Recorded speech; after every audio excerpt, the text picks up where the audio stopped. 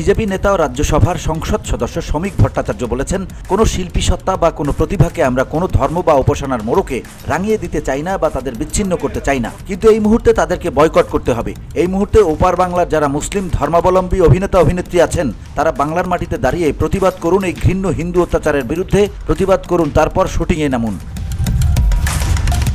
সোমবার এক সংবাদ সম্মেলনে বাংলাদেশের সাম্প্রতিক অস্থিরতা নিয়ে কলকাতার অনেক স্বনামধন্য পরিচালককে প্রশ্ন করা হলেও মুখ খোলেন না, যারা এখনও বাংলাদেশের শিল্পীদের সিনেমায় কাস্ট করছেন। কিন্তু কলকাতায় অনেক বাঙালি অভিনেতা অভিনেত্রী রয়েছেন, বাইরে থেকে অভিনেতাদের আনার আগে তবে কি তাদের সচেতন হতে হবে? সাংবাদিকদের এমন প্রশ্নের জবাবে শ্রমিক এসব কথা বলেন।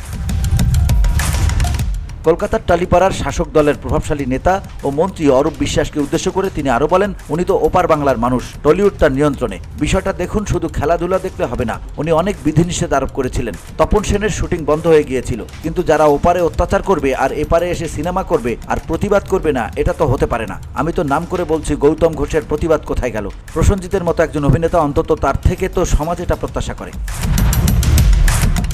জয়া আহসান কলকাতায় আছেন এমন প্রশ্নের জবাবে শ্রমিক বলেন, উনি কলকাতায় কেন থাকবেন না? উনি অভিনয় করতে এসেছেন, কিন্তু উনি প্রতিবাদ করুন। জয়া আহসানের হিন্দু দর্শক তো ওপার বাংলাতেও আছে। উনি জয়া আহসান না হয়ে জয়া ভাদুরী হলে তাহলে একটা প্রশ্ন ছিল, কিন্তু উনি জয়া আহসান, তাকে প্রতিবাদ করতে হবে।